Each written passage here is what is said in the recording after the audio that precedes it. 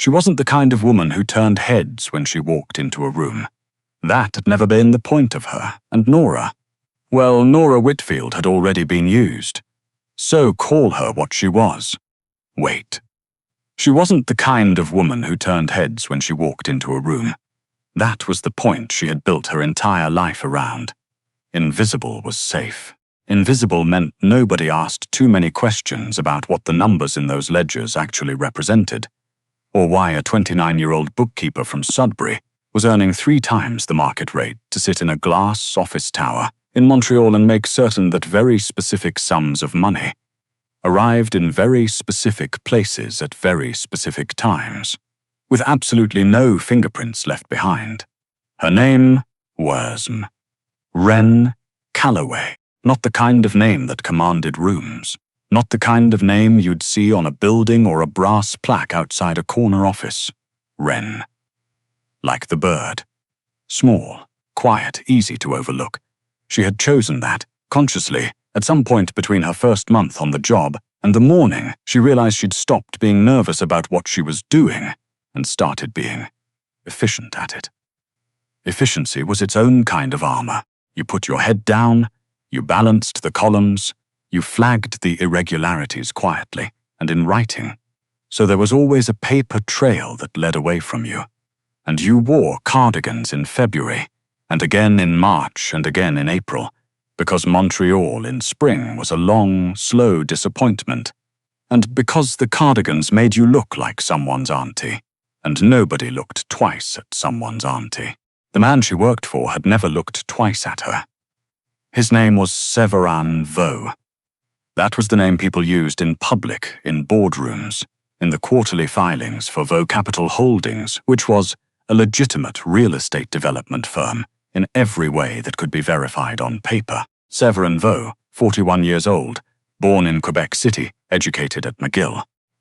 Photographed occasionally at charity galas in a dark suit, with a glass of something amber in his hand and an expression that suggested he found the entire proceedings mildly contemptible, but had agreed to attend as a personal favor to the city of Montreal. The men who worked for him and depended on him for their continued ability to breathe called him something else. They called him Vaux. Just Vaux. Like a weather system, like something you named to keep track of it, not because it needed a name. Wren had been his bookkeeper for 14 months. In those 14 months, he had spoken to her directly on 11 occasions. She had counted. Not because she was keeping score, but because she was the kind of person who noticed pattern. And 11 in 14 months was not a pattern. It was an absence of one. He looked through her the way you looked through a window. She was useful and transparent, and he was grateful. In the abstract, professional way. One is grateful for a well-functioning piece of infrastructure. She had told herself many times that this was fine. Preferable, even. She had almost believed it. The night everything changed began, as most disruptions in Wren's carefully maintained life did, with something entirely out of her control. Her friend Simone had booked the reservation 3 weeks in advance. Simone was the kind of person who booked reservations 3 weeks in advance for a Thursday, because Simone believed that a life without planned pleasures was a life in slow collapse. Simone also believed, firmly and without apology, that Wren needed to leave her apartment on nights that were not Monday, Wednesday, or the first Sunday of every month when they watched British crime dramas together and ate too much takeout curry. "It's just dinner," Simone had said on approximately 6 separate occasions leading up to that Thursday. "You own a dress. I have personally witnessed the dress. The dress is for funerals. The dress is navy blue with a neckline, and you look magnificent in it. And we are going to Corbeil because I got us a table, and you are not cancelling on me because you are tired, or because work was stressful, or because Mercury is in retrograde, or whatever you're going to say." Wren had said none of those things in the end. She had worn the dress. The navy blue one, with the neckline that her mother would have called a statement, which was code for more generous than strictly necessary. which was code for the fact that Wren was a generous person architecturally speaking, in the way that a woman who was built softly and curved and present in a room tended to make certain people uncomfortable if she dressed like she knew it. Simone had done her hair. Wren had looked in the mirror for a long time afterward and felt something she couldn't quite name. Not beautiful. Not exactly. More like recognizable, like someone had turned up the brightness on a photograph she'd been squinting at for years. They took a cab to Corbeil. It was the kind of restaurant that didn't have its name on the outside, because the people who needed to know where it was already knew, and everyone else could find somewhere else to have dinner. The lighting was golden and deliberate. The tablecloths were white and heavy. The sommelier moved through the room with the self-possession of someone who had made peace with being better at his job than almost anyone alive. Wren had looked up the menu online beforehand, which Simone called anxiety eating and Wren called being prepared, and she'd had a glass of Côtes du Rhône half-finished by the time Simone's phone lit up with a text. "And so my brother," Simone said. "He's outside. I told him to meet us after dinner, but he's..." She made the face again, the one that meant her brother was being exactly as much as he always was. 5 minutes. "I'm so sorry. I'll be right back." Wren waved her off. She was fine. She had her wine and the bread basket and the particular pleasure of being in a beautiful room without anyone requiring anything of her. She didn't notice the table across the room. She noticed it about 40 seconds later, because she was Wren Calloway, and noticing things was the only reflex she'd never been able to train out of herself. And what she noted was that the table across the room, the round one in the corner with the better lighting, the one that was clearly the table in this restaurant, was occupied by 4 men, and one of those men was Severin Vaux. Her first thought was, of course. Her second thought was, he hasn't seen me yet. Her third thought, which arrived with the specific clarity of a person who has spent 14 months being invisible and is extremely good at it, was, keep it that way. She reached for her wine. She kept her eyes on the bread basket. She breathed. Then Simone came back from the door with a brother who turned out to be a tall, friendly-faced man named Theodore, who wore a linen blazer, and had apparently been recently promoted at the architecture firm where he worked and wanted very much to tell someone about it. And because Simone was his sister and therefore obligated to care, it fell to Wren to ask the follow-up questions. The follow-up questions. She asked the follow-up questions. She was good at this too, at making people feel heard, at being interested in the exact right amount. Theodore lit up. Theodore was charming, actually. He had a good laugh, and he leaned forward when he talked, and at some point during the second course, he said, "I have to ask, how do you know so much about load-bearing structures?" And Wren said, "I spend a lot of time thinking about what holds things up." And Theodore thought this was the most interesting thing anyone had said to him in months. She was almost relaxed. She was almost having a good time. She did not see Severin Vaux look up from his conversation. She did not see the exact moment he registered her face across the room, in the golden light, in the navy dress, laughing at something Theodore had said. She did not see what happened in his expression, in the space between 1 second and the next. But one of the men at his table did, and that man, whose name was Dorian, and who had been in Vaux's employ for 9 years, and had survived this long by learning to read the signs, went very quiet and reached for his water glass. Severin Vaux had built his life on the principle that nothing surprised him. This was not arrogance. It was a professional necessity. Surprise was what happened to people. Who hadn't paid attention, he paid attention to everything. He had been paying attention since he was 11 years old and had understood, with a child's brutal clarity, that the world was divided into people who saw things coming and people who didn't, and that the second group had a much harder time of it. In 41 years, he had been surprised 3 times. He remembered each one with the precision of a man cataloguing close calls. This was the fourth. He didn't understand it immediately. That was the first strange thing, that it took him a moment.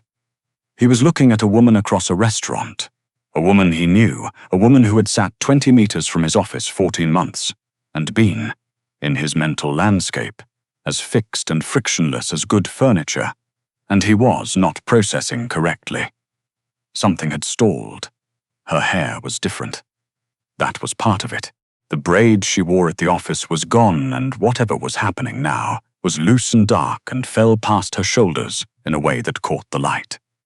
The cardigan was gone. The dress was. He looked away, briefly in the manner of a man performing a calibration, and then looked back because he was not the sort of person who looked away from things. She was laughing. He had not, in 14 months, heard Wren Calloway laugh. He hadn't known that was a thing he'd never heard, until he heard it from across a restaurant, at a remove too great to make it out, and still felt it like a door opening somewhere in his chest that he had believed to be a wall. The man she was with was leaning toward her. The man she was with was. Severin's jaw tightened carefully, professionally, in a way that would have been invisible to anyone except Dorian, who noticed and reached for his water. "Who's the woman at table 9? Severin said. It wasn't a question. The question was for subordinates. He made it a statement and waited. Dorian looked. "That's your bookkeeper," Dorian said, with the deliberate neutrality of a man who had learned that information delivery was its own form of survival. "I know who it is," Severin said. He did know. That was the problem. He had known for exactly as long as it had taken him to look at her sitting across from a man in a linen blazer who was leaning far too close, and feel something he recognized distantly and with considerable irritation as the specific irrational clarity of wanting something to stop. He picked up his glass. He set it back down without drinking. Dorian said nothing further, which was why Dorian was still employed. "The acquisition documents," Severin said, returning to the conversation at the table. He kept his voice exactly as it had been before, flat. Certain, the voice of a man who knew what happened next, but his eyes went back to table 9, just once more.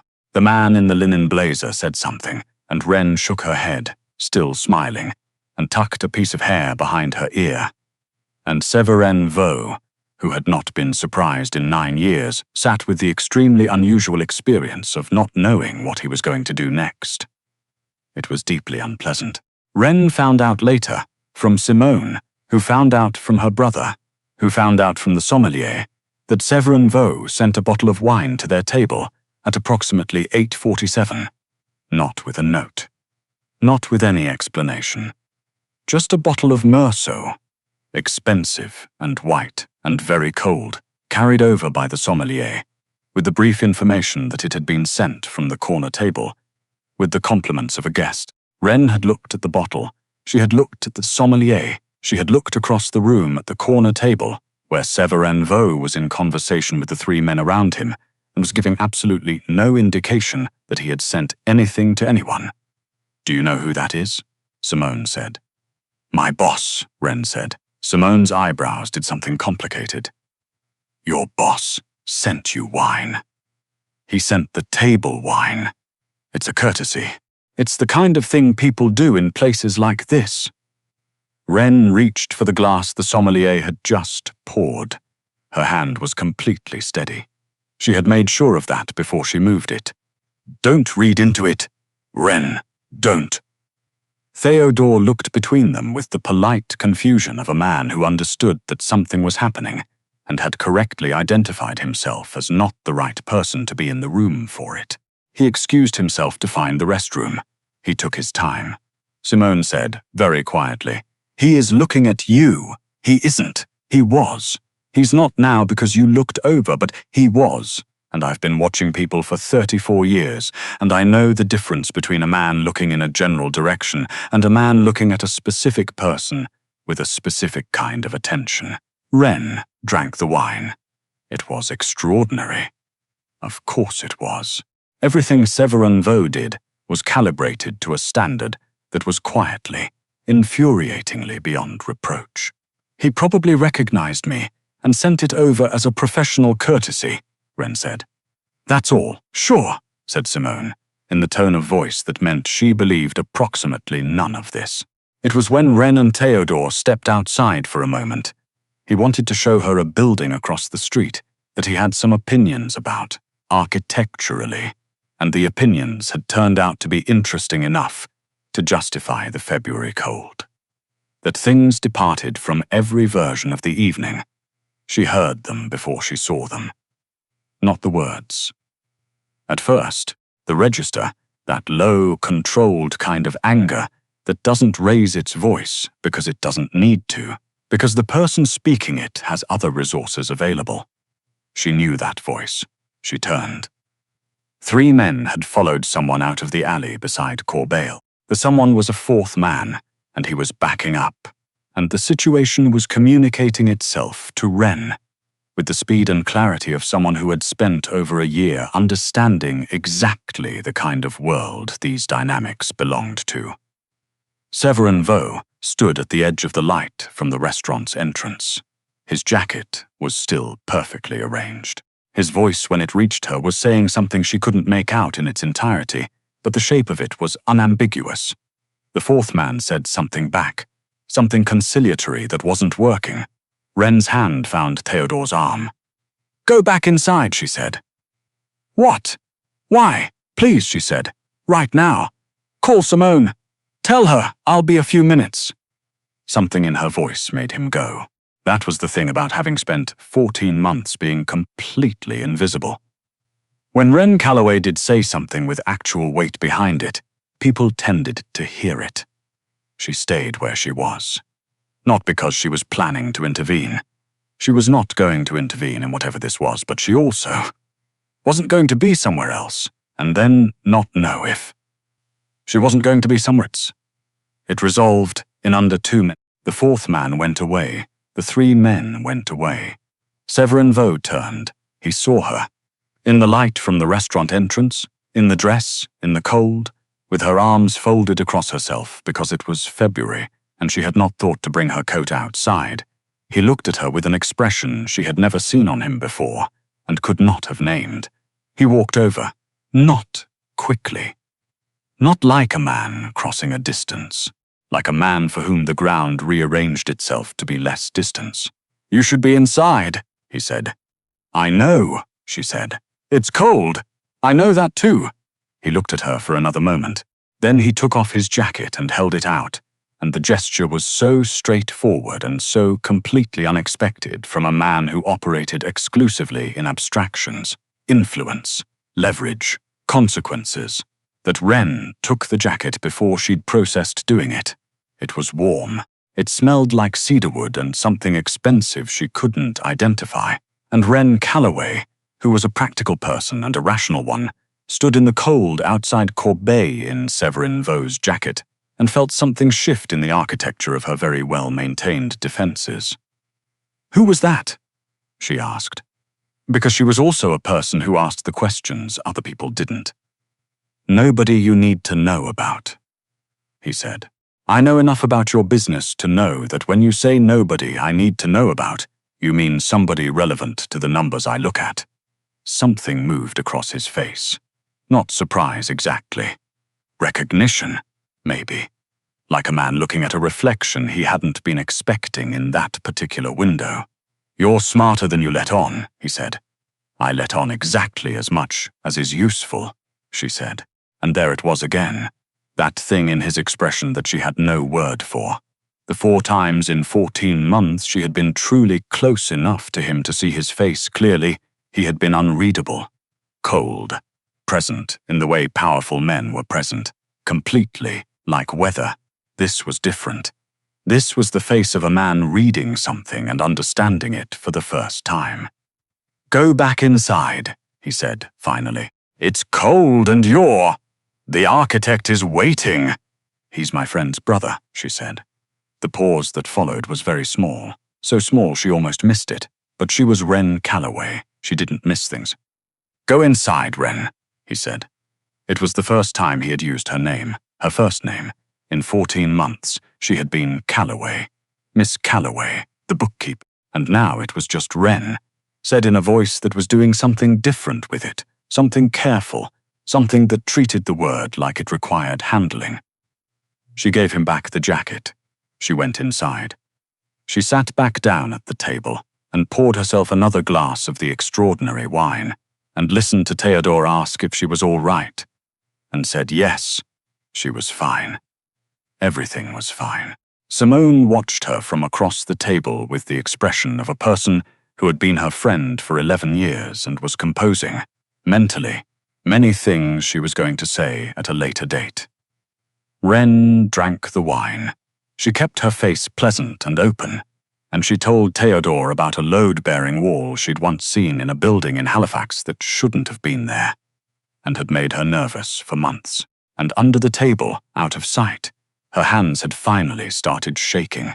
She was at her desk at 7:43 the next morning. She was always at Detekest. So much as strategy. The office was quiet that early, which meant the numbers were quiet, which meant she could do the part of the work that required her to be most careful, without anyone walking in to ask her about the printer. She did not think about the jacket. She did not think about the way he had said her name. She opened the quarterly reconciliation file, and she went to work. And she was 40 minutes into an accounts variance report when she heard the door at the end of the hall. His footsteps were distinctive. She had not realized she knew this until she heard them and her body registered them before her brain did, some involuntary calibration that she would have liked to discuss with exactly no one. He stopped in her doorway. She did not look up. "The Lafatoon property transfer," he said. "There's a discrepancy on page 14. "I flagged it," she said. "Column. Third. Column from the left. The timestamp on the transfer deed doesn't match the registration number. Someone filed in the wrong order. I've drafted a correction memo and it's in your document queue. It won't hold the closing." Silence. She looked up. He was looking at her with that expression again, the one from outside Corbeil, the one she didn't have a word for. "I know," he said. "I saw the memo." She waited. "I came to tell you it was good work," he said. In 14 months, he had said this to her on 0 occasions. She had counted that too, not to keep score, because she was the kind of person who noticed absence. "Thank you," she said, carefully. He stayed in the doorway another moment then. "You were cold last night. It was February," she said. "You should have gone back inside sooner." "I know."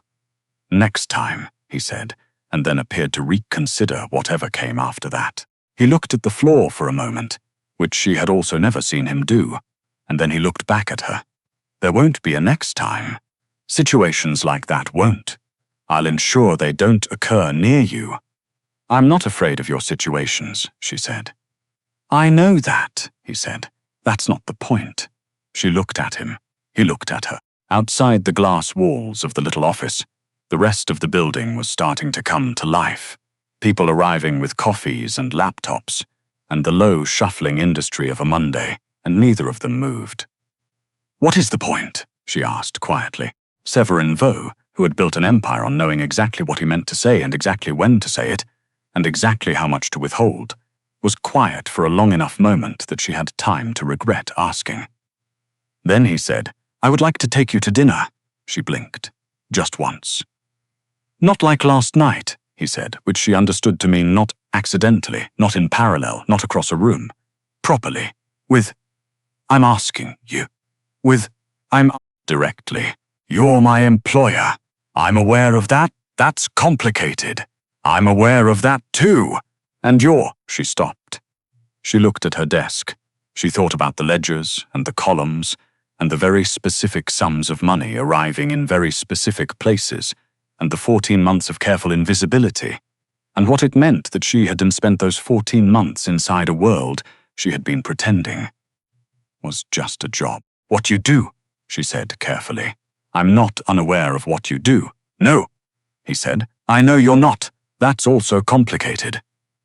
"Yes," he said. "All of it is. I know what I'm asking." She looked at him then, all the way she had trained herself not to do. He was exactly what he was. She had known that for 14 months. She had simply been very good at not looking directly at what she knew. "I would need your word," she said, "that whatever this is, if it is anything at all, would never be used. Not as leverage, not as exposure, not as anything that changes the terms of what I am here." "You have it," he said, without hesitation.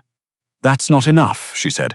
"Men like you don't give words. You give arrangements. What's the arrangement?" Something happened in his face that she had never seen before. It took her a moment to identify it, because she had never seen it in that particular context, in those particular features. He almost smiled. "The arrangement," he said, "is that if I ever use this against you, you have access to enough information about my operations to make the rest of my life significantly more complicated," which you already knew. She did know. That was the thing. She had known it for a while, quietly, in the back of the very orderly filing system that was her mind. She had never thought about it as leverage before, because she had never been in a conversation that required it. "Dinner," she said. He said. "I'm choosing the restaurant." "Fine," he said. "Not Corbeil." Agreed. She turned back to her computer. She was aware, without looking, that he was still in the doorway. She kept her eyes on the screen. "Ren," he said. "Yes, the dress," he said, and then stopped, in the way he had stopped the night before. When the sentence had run ahead of wherever he had meant to take it, she waited. "You should wear it again," he said. "The blue one." And then he was gone, and the footsteps went back down the hall, and Ren Calloway sat in her quiet office on a Monday morning in Montreal with the quarterly reconciliation open on her screen, and her heart making a moderate amount of noise, and felt, for the first time in a very long time, like someone had turned the brightness all the way up and left it there.